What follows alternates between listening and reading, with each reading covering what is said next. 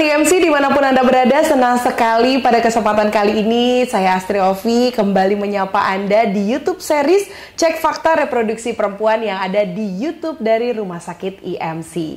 Dan seperti biasa juga ada topik menarik yang akan kita bahas hari ini bersama Dr. Caroline Tirtajasa SPOGK. Beliau adalah dokter spesialis kebidanan dan kandungan konsultan dengan subspesialis fertility dan juga hormon reproduksi. Dan Dr. Caroline ini juga merupakan ahli bedah laparoskopi dari Rumah Sakit IMC Pulau Mas. Halo dokter. Halo juga Vi. Apa kabarnya dok? Baik. Baik, untuk pembahasan kali ini kita akan membahas sesuatu yang sebenarnya bisa dirasa, bisa diraba gitu ya. Benjolan di kemaluan dok.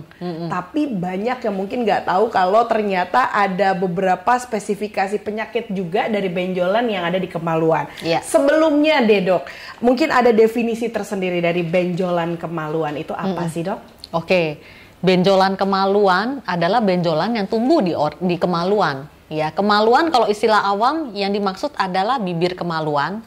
Bibir kemaluan tuh ada dua, labia mayora, bibir kemaluan besar, dan bibir kemaluan kecil. Di antaranya ada area lipatan di situ. Baik. Ya, kemudian ada klitoris di atas dan di tengahnya lubang vagina. Nah, yang disebut benjolan kemaluan, benjolan yang tumbuh di antara organ-organ yang tadi saya sebutkan. Bisa di bibir kemaluan, bisa di nongol di lubang vagina, bisa juga di area sekitaran klitoris. Itu bisa. Ya, itu yang namanya benjolan kemaluan. Jadi benar-benar adanya di area, kalau kita berbicara wanita, di area vagina gitu ya dok? Iya, betul. Baik, jadi kalau di luar situ sudah bukan ranahnya dokter lagi nih ya. Baik, kalau untuk kemungkinan penyakitnya dok, ini kan ada beberapa nama-nama penyakit yang mungkin akan saya sebutkan satu persatu. Mungkin dokter bisa jelaskan dari segi benjolannya seperti apa bentuknya, apa yang bisa dirasakan oleh si pengidap penyakitnya, seperti itu ya dok ya. Yang pertama ada yang namanya kista Bartholin. Iya, nah itu betul. apa tuh dok? Kista Bartholin ini benjolan kemaluan yang paling sering tuh dialami perempuan-perempuan. Ya, biasanya terabanya benjolan di area bibir kemaluan bagian bawah. Ya, di area bibir kemaluan bagian bawah dia agak ke dalam sedikit tuh lokasinya di area kelenjar Bartholin. Jadi normalnya kelenjar Bartholin itu ada, semua perempuan punya kelenjar Bartholin. Nah, suatu ketika karena infeksi ya kelenjar ini tersumbat, jadi dia melendung tuh, cairan Bartholin dari kelenjar Bartholin ini tidak bisa keluar, jadi menggembung, bikin kayak seperti kista Bartholin. Nah, kista Bartholin ini kalau tidak menimbulkan gejala, dia tidak membesar cepat, tidak sakit, ya, masih boleh dibiarkan, tidak usah diapa-apain, kalau tidak mengganggu ya. Tapi kalau ukurannya makin lama makin besar, apalagi disertai rasa nyeri, itu harus segera datang ke dokter kandungan supaya bisa dicek apakah kistanya itu terinfeksi. Karena kalau dia terinfeksi berubah menjadi abses atau kantong nanah.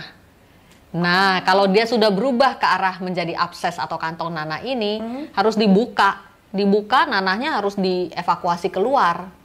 Ya, baru obat-obat seperti antibiotik itu bisa bekerja. Karena kalau sudah membentuk kantong abses dan nanahnya itu tidak dikeluarkan, antibiotik sendiri tidak bisa bekerja sampai menembus nanah itu tidak bisa. Kantong nanah dalam bentuk apapun dia harus keluar dari badan baru antibiotik bisa bekerja. Itu kista Bartholin. Baik, nah berikutnya ada furunkel atau bisul kemaluan atau selulitis. Iya, itu bisul. Ya, jadi bisa tumbuh dimanapun di area bibir kemaluan dan sekitarnya. Ya, sifatnya agak beda dengan kista Bartholin. Kalau kista Bartholin tadi kan dia bisa tanpa nyeri ya. Kalau dia tidak terinfeksi dia bisa tanpa nyeri. Tapi kalau bisul udah pasti sakit. Dan cenderung tambah besar, sama seperti kayak kita bisul di kulit biasa. Dan kalau bisul yang tumbuhnya di organ kemaluan biasanya rasa nyerinya lebih hebat tuh. Bisul di tangan aja sakit, apalagi bisul di bawah. Sudah pasti, apalagi areanya lembab kan ya. Iya, betul, lembab dan mudah terinfeksi. Karena itu bisul-bisul di area kemaluan itu lebih cepat membesarnya. Karena proses infeksinya juga bisa berlangsung sangat cepat. Organ kemaluan itu apalagi kalau nggak pernah cebok pakai sabun, tidak dijaga kebersihannya dan lembab, itu banyak banget kumannya.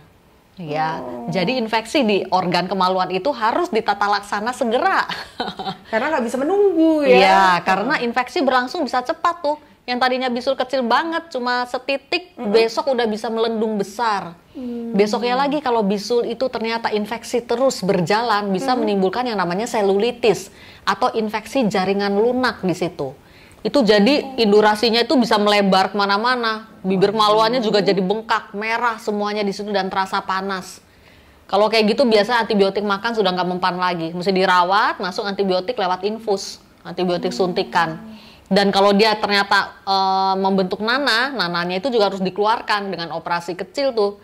Dalam pembiusan dikeluarkan, di insisi kemudian dikeluarkan dan drainase.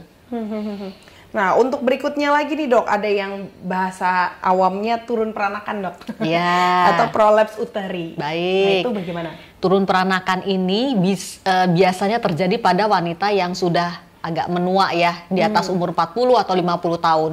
Tapi ada juga wanita yang masih muda sudah turun peranakan bisa. Ya, biasanya dia dicetuskan oleh faktor predisposisinya itu sering ngeden. Sering angkat barang berat, atau yang melahirkan dengan spontan ya, persalinan normal itu juga menginduksi terjadinya turun peranakan nanti kalau dia udah tuanya sebetulnya. Karena kan harus ngeden tuh. Otot dasar panggul itu yang tadinya rapet dijebol sama bayi. Ya, kadang-kadang dia nggak akan bisa pulih sempurna lagi. Ya, itu yang menyebabkan pada perempuan yang bersalin normal, resiko untuk terjadinya turun peranakan nantinya itu lebih besar. Ya, karena ngeden, apalagi kalau dia konstipasi ya, susah buang air besar, itu kan ngeden terus tuh tiap hari. Itu mempermudah. Atau mengangkat barang berat yang harus ngeden. Ya, itu juga bisa menimbulkan turun peranakan ini. Biasanya akan teraba benjolan saat ngeden. Jadi saat pasiennya berdiri atau ngeden nih, habis ke toilet gitu ya, baru teraba tuh benjolannya. Tapi kalau baru bangun tidur atau dalam posisi tidur, benjolannya itu masuk lagi ke dalam. Bisa turun peranakan kayak gitu kalau grade-nya masih rendah. Kalau grade-nya sudah tinggi, grade 3 atau grade 4, dia udah keluar tuh, jelas keluar banget. Bahkan rahim itu bisa keluar utuh dari vagina. Iya. Nah, itu yang harus segera datang ke dokter ya, karena kalau dia sudah keluar tuh mulut rahim itu dari vagina akan kegesek-gesek celana dalam kan. Dan itu menimbulkan infeksi. Kalau sudah infeksi ya infeksi bisa kemana-mana. Iya, harus ditata laksana segera. Baik. Nah, yang berikutnya ini sempat dibahas di episode sebelumnya, polip. Tapi kalau yang ini polipnya bedanya apa? Nah, bedanya begini. Polip itu bisa mencapai ukuran yang besar. Ya, polip-polip besar dan bertangkai itu bisa keluar dari vagina. Iya. Ini banyak juga terjadi pada para nona yang belum menikah. Iya, yang belum menikah. Jadi terabas benjolan juga, gejalanya teraba benjolan dokter. Apalagi kalau saya lagi ngeden teraba benjolan. Dokter kalau periksa polip itu warnanya beda ya daripada turun peranakan misalnya ya. Polip itu warnanya merah banget. Kemerahannya itu jelas seperti jengger ayam tapi merah. Ya, keluar dari tengah-tengah vagina situ. Nah, itu biasanya ya penata laksananya ya diangkat polipnya. Kalau bagi para nona nggak bisa kan kita akses dari vagina, berarti angkatnya pakai hysteroscopy. Ya, hysteroscopy ini alat yang tidak merusak selaput darah tapi bisa melakukan operasi pada vagina. Jadi aman untuk para virgin atau nona yang masih perawan ini. Itu ya, dan juga minim infeksi juga ya dok ya. Iya, betul. Baik, nah kalau untuk berikutnya mioma Geburt atau miom Geburt itu miom yang dilahirkan. Jadi miom submukosum yang letaknya di dinding dalam rahim tapi bertangkai.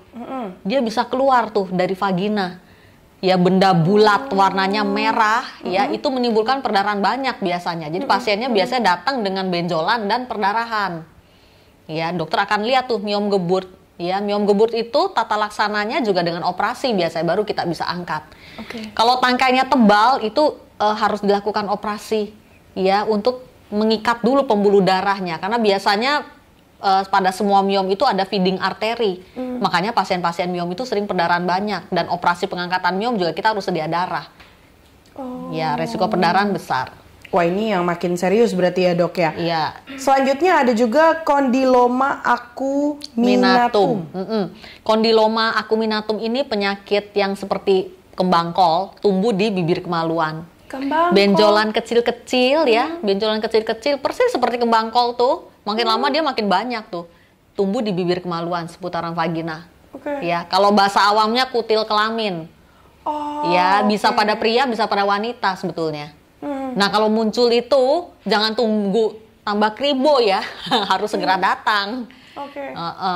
Sebelum dia tambah banyak lagi. Nah, itu kenapa tuh, Dok, biasanya, Dok? Itu penyakit kutil kelamin disebabkan oleh infeksi virus HPV yang low risk. Human papilloma virus, virus yang menyebabkan kanker mulut rahim kalau dia yang tipenya high risk, tapi menyebabkan kondiloma acuminatum pada tipe yang low risk. Oke, Iya. baik, seperti itu. Nah, berikutnya juga ada hernia labialis. Iya, hernia labialis ini adalah benjolan hernia. Ya, jadi usus tuh yang keluar ya di bibir kemaluan. Jadi bibirnya itu jendol ya, jadi benjolan juga di kemaluan. Tapi berupa hernia, isinya usus tuh di situ. Ya, nah itu biasanya gejalanya sama. Jadi keluar itu kalau lagi ngeden atau pasiennya berdiri atau berjalan, beraktivitas, tapi saat tidur masuk dia ke dalam. Ya. Nah, suatu saat usus yang keluar itu makin banyak, ya, hernia incarcerata kita bilangnya. Nah, itu menimbulkan rasa nyeri yang hebat dan harus dioperasi segera sebelum ususnya mati kejepit di lubang yang keluar itu. Bisa sampai mati ya, Dok? Oh, bisa. Ususnya jadi membusuk karena nggak bisa balik lagi ke dalam. Karena sudah terlalu banyak yang keluar, sedangkan ringnya kan kecil. Iya. Itu harus dibuka ringnya, ususnya dibalikin lagi ke dalam. Oh. Dan hernianya ditutup, ring lubang yang tempat keluarnya itu ditutup. Oke. Nah, yang terakhir itu adalah kanker vulva. Kanker vulva itu adalah salah satu kanker ginekologi sebetulnya. Kanker ginekologi tapi tumbuhnya di bibir kemaluan. Ada kanker vulva. Ya, kanker vulva ini deteksi dininya nggak ada karena biasanya pasien dengan benjolan kemaluan udah jelas teraba tuh benjolan. Iya. Ya, saat cebok aja kita bisa raba. Nah, biasanya bisa berobat lebih cepat. Ya, sehingga bisa diatasi dalam stadiumnya yang paling dini. Ya. Jadi benjolan itu bisa dari yang ecek-ecek ya, sangat ringan gitu, bisul, sampai kanker. Sampai kanker juga bisa ya, Dok ya. Betul. Dan semuanya di area Organ kemaluan. Iya. Oke, nah kalau ada benjolan tersebut apa yang harus dilakukan atau bisa diobatin sendiri mungkin, Dok? Oke, jadi kalau ada benjolan di kemaluan yang sudah mengganggu, ya apalagi kalau dia membesar, tambah lama tambah sakit, ya itu harus segera datang ke dokter kandungan, ya supaya bisa diatasi dengan lebih cepat sebelum penyakit tambah parah, ya. Dan harus dokternya melihat sendiri, memeriksa. Nggak bisa pakai WhatsApp, telemedicine, halodoc, itu nggak bisa. Harus langsung dilihat soalnya. Iya, karena Dok, harus ya? dilihat. Iya, harus dilihat. Karena benjolan itu tadi kan kita udah bahas tuh macem-macem. Macem-macem jenisnya, benar. Ini jenis yang mana yang mesti diatasinya dengan cara apa ya? Dokter harus memeriksa dan melihat sendiri. Jadi harus datang memang ke dokter kandungannya. Jadi nggak bisa main asal diobatin sendiri aja Nggak gitu bisa, ya. tidak bisa. Nah, pertanyaannya adalah apakah harus ke dokter kandungan, Dok? Karena kan kalau misalnya kita taunya dokter kulit dan kelamin, nah, itu kan kelamin juga, Dok. Iya. Gimana, namanya kulit dan kelamin kan kulitnya kelamin. Ya, tapi kalau dokter kandungan semua hal yang berhubungan dengan organ kemaluan sudah dilihat dan dokter kandungan bisa memeriksa lebih menyeluruh sampai ke dalam vagina. Karena alatnya lebih lengkap karena ada spekulum. Oke. Ya. Jadi datangnya ke dokter kandungan, itu lebih tepatnya. Nah, jadi kalau misalnya sudah ada benjolan-benjolan mungkin di area-area kemaluan, itu berarti datangnya ke dokter kandungan ya, Dok, Iya, ya? betul. Baik, nah mungkin ada terakhir pesan dari dokter untuk Sobat IMC yang pernah mengalami atau mungkin sedang mengalami benjolan di kemaluan, Dok. Baik, jadi untuk semua perempuan yang mengalami benjolan di kemaluan, ya segeralah datang ke dokter kandungan untuk diperiksa dan diatasi, diterapi lebih cepat, lebih baik. Ya, karena memang benjolan kemaluan ini banyak sekali macamnya. Ya, tidak bisa mengobati, dokter hanya melihat chatting by WhatsApp atau telemedicine itu tidak bisa. Jadi datanglah untuk memeriksakan diri segera. Baik, kalau begitu. Terima kasih banyak Dokter Sama-sama, Caroline Vi. untuk penjelasannya. Sudah cukup jelas ya Sobat IMC. Tapi kalau misalnya mau mengetahui lebih jauh lagi, lebih banyak lagi tentang info-info lainnya, Anda bisa mengunjungi langsung Dokter Caroline di Instagram ataupun juga di YouTube-nya yang sudah ditampilkan di layar. Atau juga bisa cek episode-episode sebelumnya dari Cek Fakta Reproduksi Perempuan yang ada di YouTube dari Rumah Sakit IMC. Kalau begitu terima kasih banyak sudah menyaksikan episode kali ini dan sampai berjumpa di episode berikutnya.